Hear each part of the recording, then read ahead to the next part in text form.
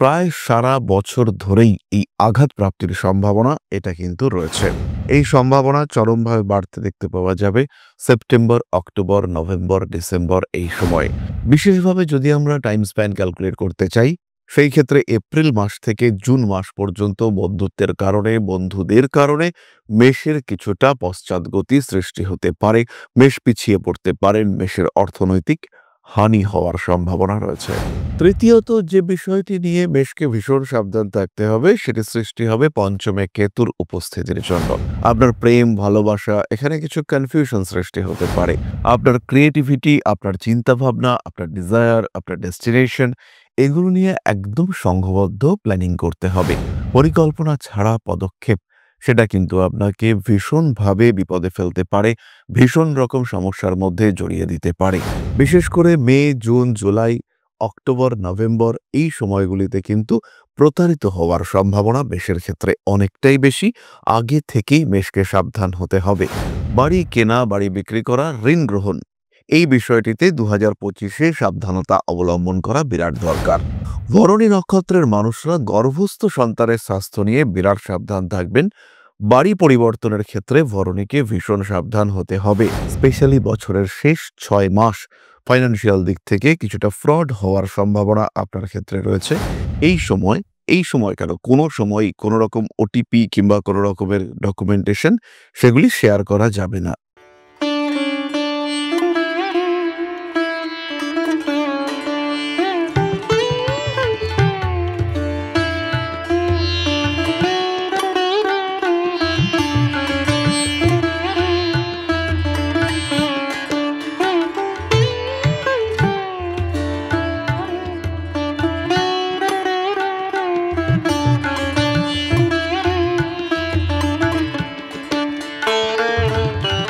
নমস্কার, Rishibani institute of Vedic অ্যাস্ট্রোলজির পক্ষ থেকে স্বাগত জানাই আজকের জ্যোতিষ আলোচনায়। আমি শান্তনু আপনাদের সঙ্গে।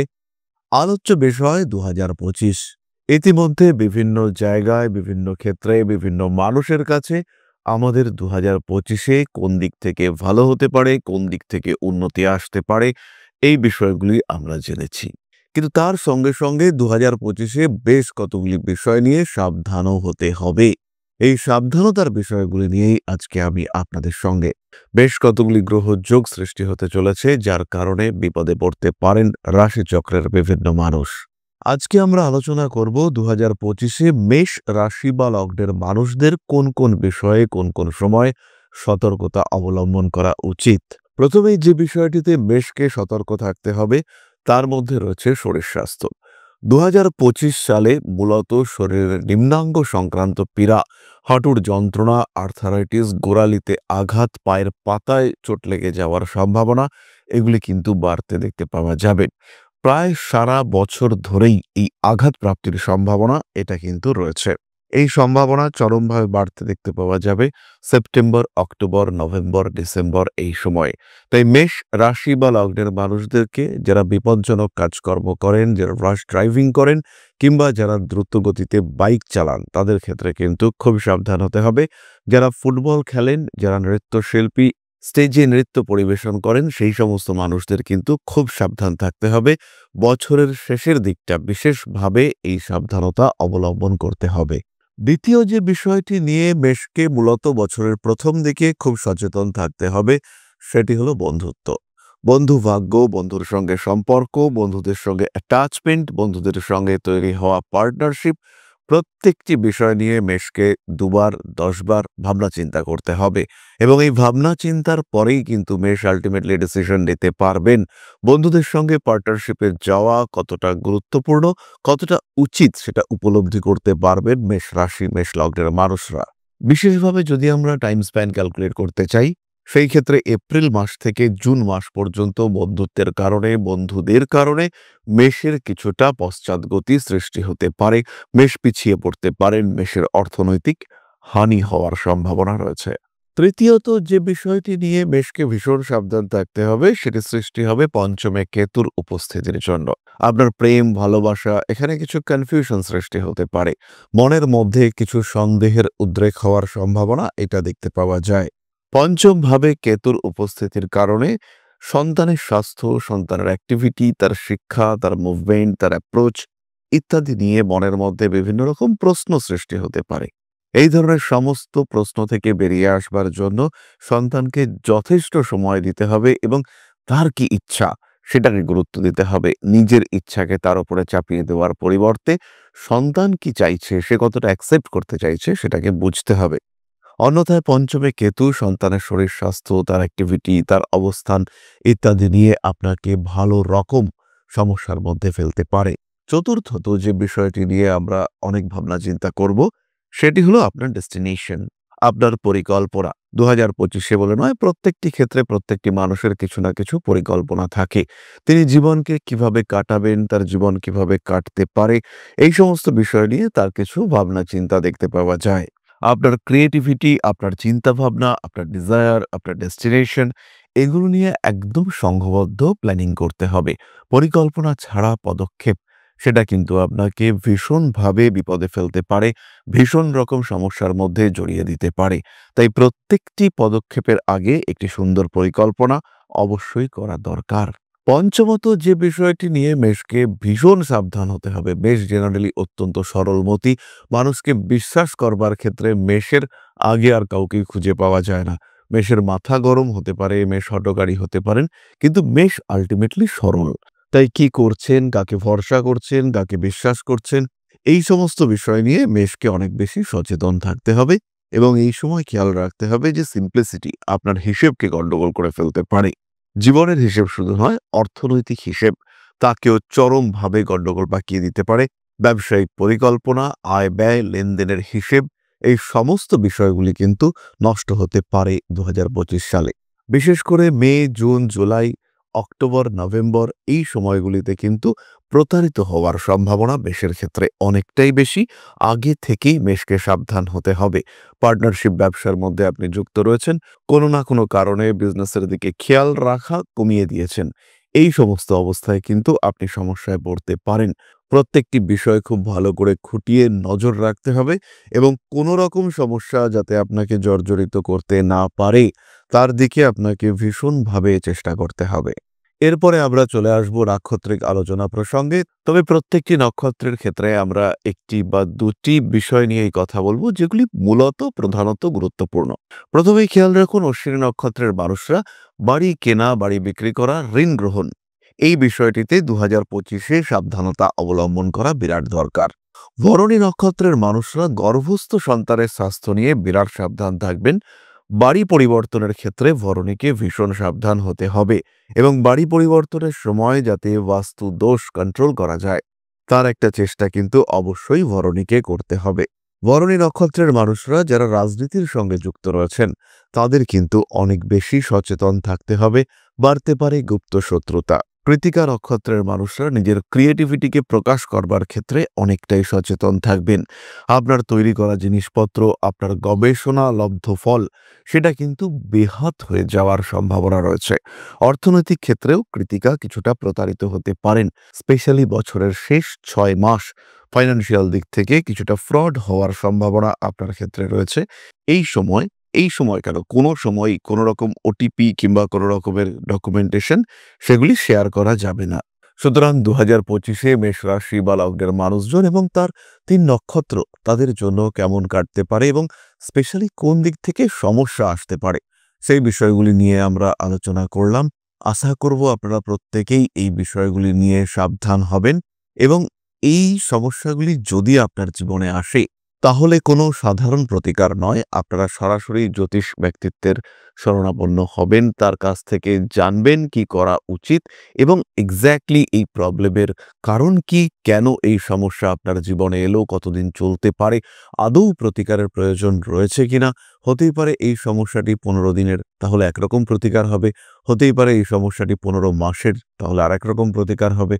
হতেই পারে আপনি সারা জীবন ধরেই এই ধরনের সমস্যা বয়ে বেড়াচ্ছেন, তাহলে আরও এক রকমের প্রতিকার দেখতে পাওয়া যাবে। সুতরাং সমস্যা যদি এইগুলি আসে আপনার জীবনে, সেই ক্ষেত্রে প্রতিকারের প্রয়োজনীয়তা হতেই পারে, কিন্তু কোনো সরল প্রতিকার বা জেনারেল প্রতিকার এটা আপনার গ্রহণ না করাটাই বেটার। তাহলে এবার আমরা চলে আসব আলোচনার পরবর্তী পর্যায়ে, তবে তার আগে ছোট্ট একটি অনুরোধ নিয়ে আমি আপনাদের সাথে পরম ব্রহ্ম মিলন মঠ ও সেবাশ্রম অধ্যাত্ম, সেবা এবং প্রকৃতি পূজনে সম্পূর্ণ নিয়োজিত একটি সংস্থা। সম্পূর্ণ স্বেচ্ছাসেবী এবং সমাজ কল্যাণমূলক এই সংস্থা আমরা এগিয়ে চলেছি মানুষের পাশে দাঁড়ানোর লক্ষ্যে। এই প্রসঙ্গে দীর্ঘদিন ধরেই আমরা বিভিন্ন এলাকায় বেশ কিছু কাজ করে আসছি। আপনাদের সহযোগিতা, আপনাদের পাশে দাঁড়ানো, আপনাদের হাতে হাত মিলিয়ে এগিয়ে নিয়ে আসার চেষ্টা, আপনাদের সহযোগিতা, আপনাদের পাশে দাঁড়ানোর প্রয়াস, এই সমস্ত কিছুই আমাদেরকে এগিয়ে নিয়ে চলেছে। আমাদের পাথেয় হয়ে উঠেছে আপনাদের ভালোবাসা। বিগত বেশ কিছুদিন ধরেই আমরা বিভিন্ন অনগ্রসর এলাকায় কাজ করে চলেছি। কখনো আমরা শিশুদের মধ্যে শিক্ষা উপকরণ বিতরণ করেছি, কখনো আমরা পুজোর পোশাক বিতরণ করেছি, কখনো তাদের খাদ্যের ব্যবস্থা করেছি। আমরা কন্টিনিউয়াসলি তাদের পড়াশোনার জন্য 2টি ফ্রি কোচিং সেন্টার শুরু করেছি। তাদের মধ্যে ক্রিয়েটিভ অ্যাক্টিভিটিগুলিকে জাগ্রত করবার জন্য সম্পূর্ণ বিনামূল্য একটি নৃত্য শিক্ষা প্রশিক্ষণের ব্যবস্থা, সেটা আমরা করতে সক্ষম হয়েছি। এবং এই প্রত্যেকটি পদক্ষেপেই আমরা পেয়েছি আপনাদের সঙ্গ, আমরা পেয়েছি আপনাদের সহযোগিতা, আমরা পেয়েছি আপনাদের ভালোবাসা। আমরা শীতকালে কম্বল বিতরণ করেছি, আমরা মায়েদের মধ্যে খাদ্য উপকরণ, পুষ্টি উপকরণ বিতরণ করেছি, আমরা বিতরণ করেছি ডেঙ্গুর সময় প্রচুর মশারি। এই প্রত্যেকটি কাজেই আপনারা ছিলেন আমাদের পাশে। বর্তমানে মানুষের ভালোবাসায় আমরা ধীরে ধীরে আরেকটু বড় হয়ে উঠছি। এই অবস্থায় বর্তমান পরিস্থিতিতে এই কাজগুলিকে আরো এগিয়ে নিয়ে যাওয়ার জন্য, সুষ্ঠুভাবে করবার জন্য প্রয়োজন একটি পরিকাঠামো। তাই আমরা চিন্তা ভাবনা করছি একটি আশ্রম ফরমেশনের, এবং এর জন্য প্রয়োজন জমি, এর জন্য প্রয়োজন পরিকাঠামো। তাই যারা আমাদের সাবস্ক্রাইবার রয়েছেন, যারা আমাদের ভিউয়ার রয়েছেন, যারা আমাদের ফলোয়ার রয়েছেন,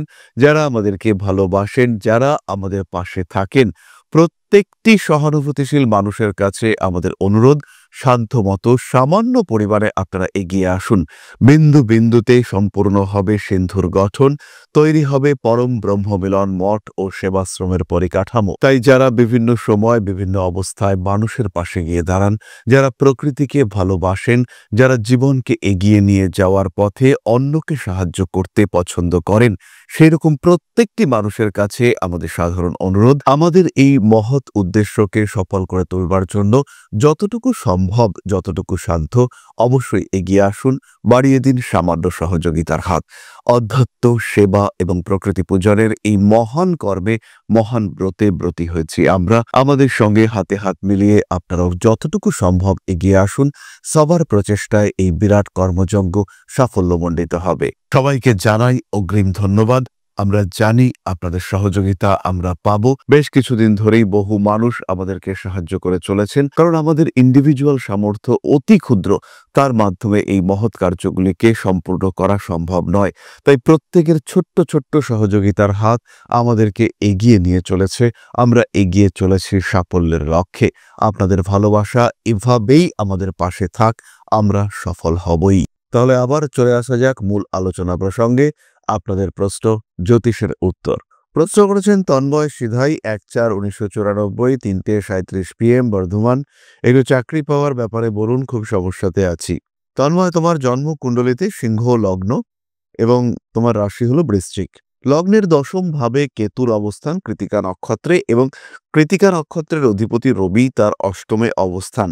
এটা নির্দেশ করে তোমার চাকরি প্রাপ্তির ক্ষেত্রে বাধা এবং তীব্র বাধা রয়েছে।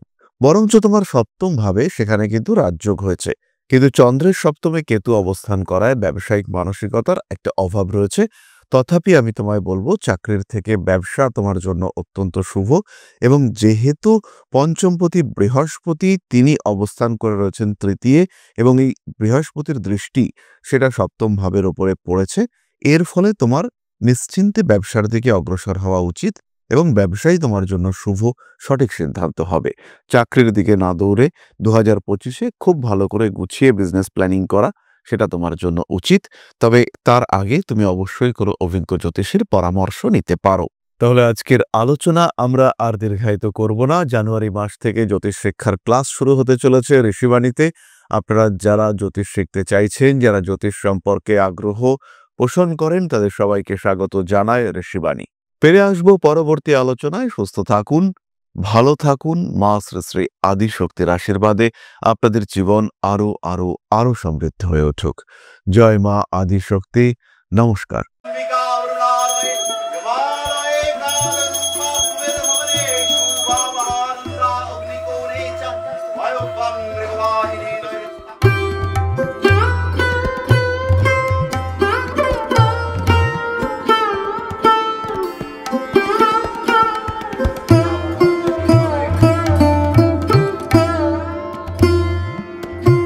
पादुकं दर्शयामि नमः गणाधिपति श्रीमद् दक्षिणा कालिका परिषदाय स्वाहा।